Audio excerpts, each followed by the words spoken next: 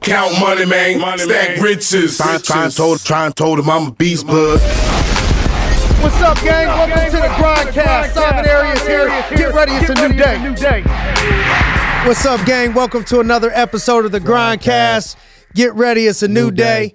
And we got Big Perm in the house. What's up, y'all? And we got my dog, Josh Adamek. Is that how you pronounce the last name the right way? Like, what is the proper way to pronounce this last name of yours? I don't even know anymore. Okay. Whatever. You just go with the flow. Adamek. Okay. Adamek. All right. So we're on the right track. Yeah. And so Josh owns a real estate company, real estate investment company, real estate development company. And we've had a relationship now for a few years, and not only have we done business, but we've done personal, and it really started there. So I got to know Josh. We had some mutual friends, and then one day, I don't know, I think maybe Natalie told me that, hey, Josh, we're gonna meet up at Jimmy Wan's or something. Right. I think she linked us up, and Nat D and you went to the same high school. Correct. Right? NA. Yep. Right? Wow. Same high school in Pittsburgh, North Allegheny. Right. And Nat D's like my gatekeeper. His mic closer. Yeah. Okay.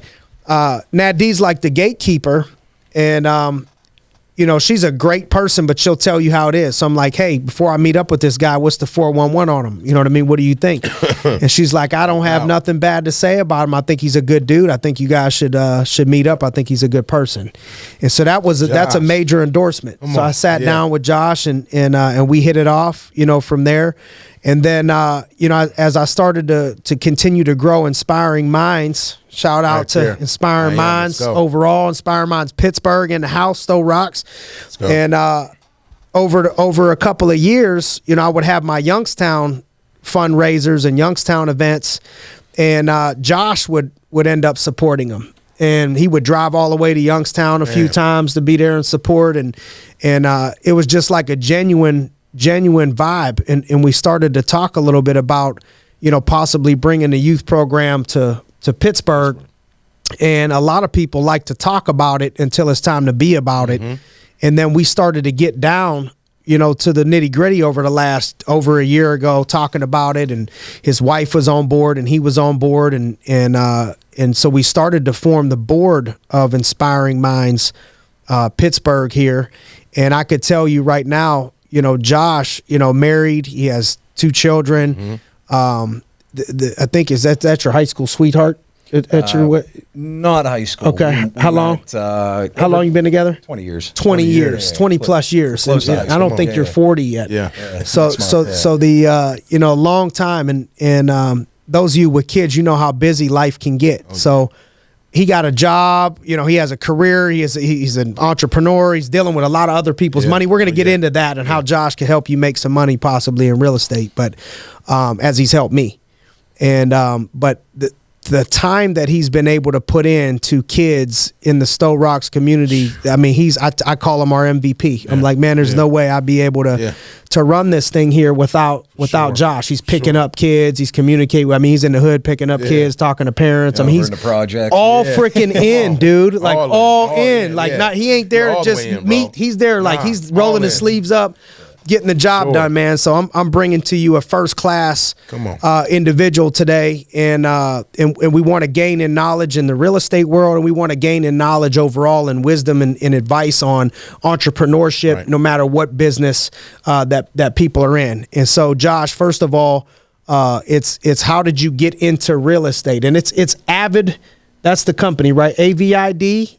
Company is Adamek Ventures. And Adamek Ventures? We have a management company under that. Okay, Avid is the management company. Management group, Adamek Ventures is the main parent company, and then you got a management company that helps to manage the properties and all of that stuff. Okay, and so how did you get into real estate? So almost 20 years ago, I was my girlfriend, who's now my wife. We were living in the hood. So 20 years ago we were living in Swissvale, which is pretty comparable to Youngstown, in a $350 a month apartment. My landlord came by to collect the rent. He got my rent. He got the other guy's rent. Got the 2 people downstairs. Then he spent the afternoon, hanging out, drinking beer with the 4th guy. And I'm a numbers guy. I kind of ran the numbers, and I'm like, you know what? If he can do it, so can I. So I got involved with Acre of Pittsburgh, a real estate investors association, local club for real estate investors, that I help run the group now. And that was almost 20 years ago. Got involved with that group, read a book. Wow. You've been with them for almost 20 years. Yeah, 20 years. Yeah. Jesus. Yeah. When I'm in, I'm all in. All man. in, yeah. Across the board. I like it. I see it. So, I know we got him for at least 20 years. least 20 years. Yeah, Right. I'm stuck. I'm stuck. All right. Yeah. So I started. I read a book. I got involved with the group. 6 months later, I bought my first property, which was a duplex down the street. I think I was 21 years old when we closed on that. Bought that property, fixed up one apartment, moved in, rented the other apartment out. Textbook. Yeah. Textbook, Yeah. what they Now- tell you to do to start. Now they move get in one side and rent out the other. Yeah, now they got all kind of crazy terms for it, house hacking or whatever it is. So we did that, moved in, lived there for a while, and we're in the hood. My wife's a country girl, so that was a short-lived thing there. Yeah. Neither one of us really wanted to be there, but it made sense. So I bought a house not far from here in Ohio Township. Same thing, fixed it up, moved in. Rented out the other side of the duplex. The income from the duplex paid for the house that we were living in. So again, still, kind of house hacking, and grew from there. Just started buying more properties, and then in 2010, I transitioned, went full time in real estate. So when did you start that process? That was 2001, 2002. Okay, so 2001, 2010, you went full time into real estate. So that's what people miss. So it's, oh man, I want to get in. They think I'm going to get in real estate. We're going to be rich, because I know people that are rich. They got real estate. So now we get real estate. We're going to be rich.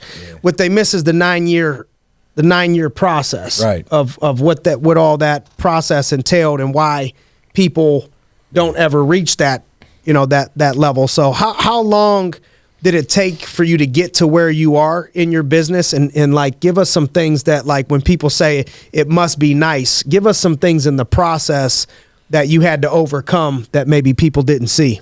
Yeah. So, it's 20 years in, we're still grinding. So we're still growing, still adapting, learning, trying to do better than we did last year. So still at it every day, and that's what it takes to be a business owner. As far as when people say it must be nice, I mean, must be nice comes with a must be price. So, and I really don't put weight on that. Stupid comments come from stupid people. So you never hear that kind of stuff coming from people that, you respect their opinion or you'd want to trade places with. So, we're blessed. We got a good circle of friends. Right. We motivate each other. We push each other to do better.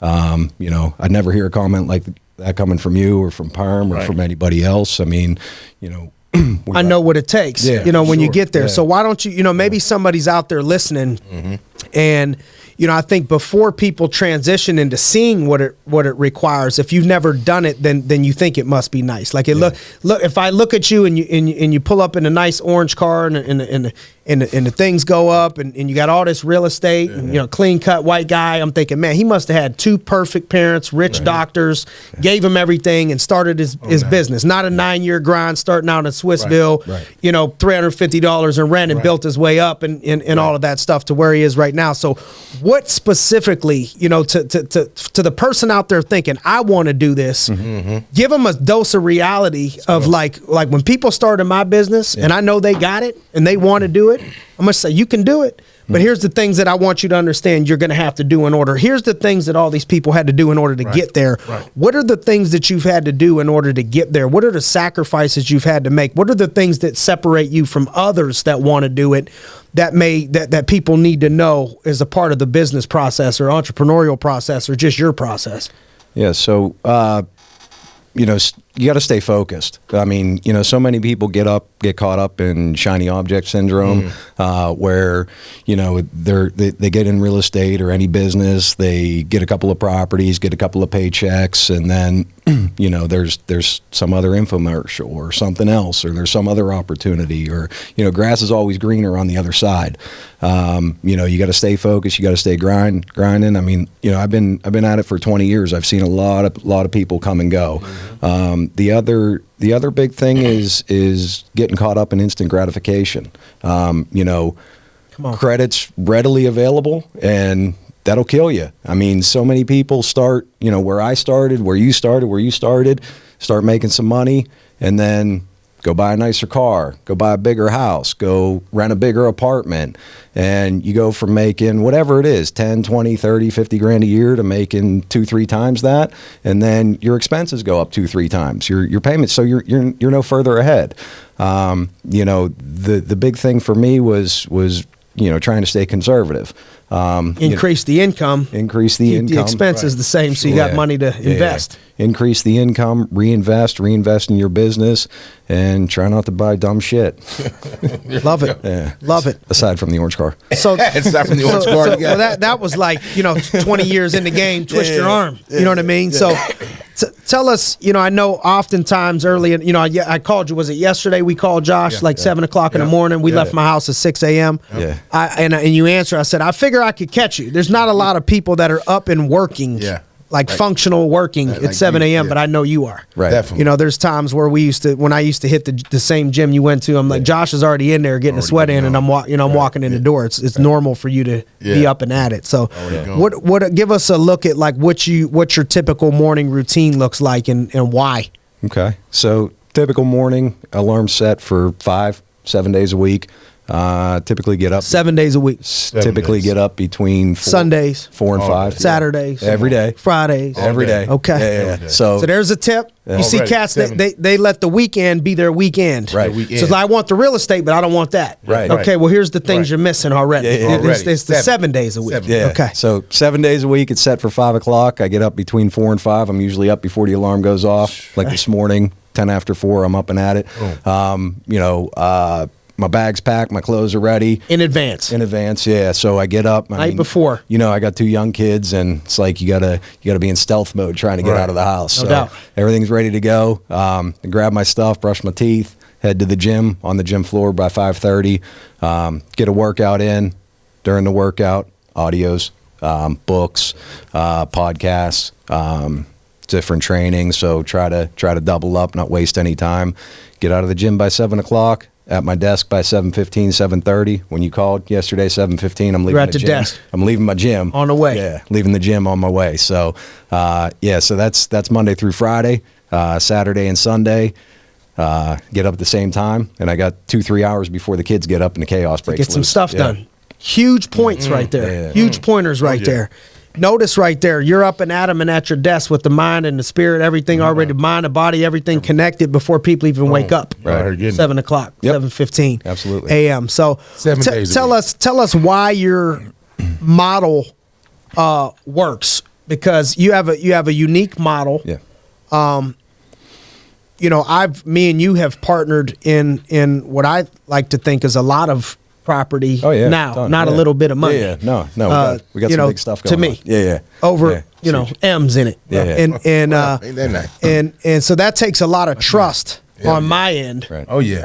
to put into somebody and to want to partner with somebody in real estate functions and real estate transactions.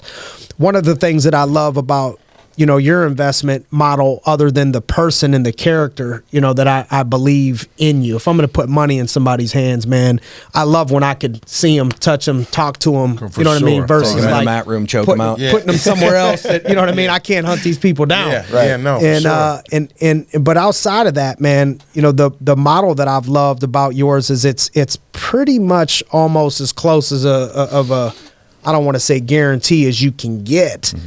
With a little bit of risk. I have a little bit of risk in order to have reward, but there's like mostly all upside, not a ton of super risk. Right. And you're in a scenario where it's almost a win-win. People have an opportunity to buy, and if they buy, we celebrate and cash out and reinvest. If they don't buy, they keep paying the rent. Right. And if rent is a thing and there's less houses to buy, or something fluctuates with the interest rates and it's harder to buy homes, then all of a sudden people need to rent. And when they need to rent, you can increase the rent fairly, market value or price or whatever. So I like your model because I like to tell people I take my risk in my business. what I know. That's what I know. So if I'm gonna rest, if I'm gonna bet something, I'd rather bet on us. I bet on me. I bet on you. We'll bet in our business, and we're usually gonna win 9 times out of 10. Those are good odds, betting wise, by the way. Right. And so when it gets into outside of my zone, which real estate is my second love and something I feel like I get a B in. Understanding if there's a black belt or somebody that's an A in it, I got to give myself a B. And it's something where I don't want stupid, crazy risk, but I want to make money in it. Sure. And that's what I love about your model. It's just like my business. Yeah. It's not as sexy. It's not like, he's buying malls or always, you've done some sweet Mount Washington developments and stuff, but it's not always the developing a $500,000 home or nothing. It's like running the ball. Mm-hmm. It's good old Pittsburgh Steelers football in the real estate business of run the ball and play good defense, and we ain't gonna turn the ball over, and we're gonna eventually score. So why don't you break that down a little bit? Sure. And I'll just tell you now, I think you've let people in on favors that I've sent you, but as you were getting nervous before the podcast, I'm like, there's nothing to be nervous about. You're asking people for $250,000 like it's nothing. Like, it'll be $250,000. It's the minimum buy-in. Can I have that? I'm gonna need $250,000. By the way, my name is Josh. I got you covered. Don't worry. So why does the model work? Yeah. So just to sum it up, we operate under a private equity model where we work one-on-one with private and institutional investors to create and manage their portfolios. And it's just we buy regular houses in regular neighborhoods. So the focus of the model is safety and security. We don't do the flashy stuff. We don't do the risky stuff. We don't do it for the gram.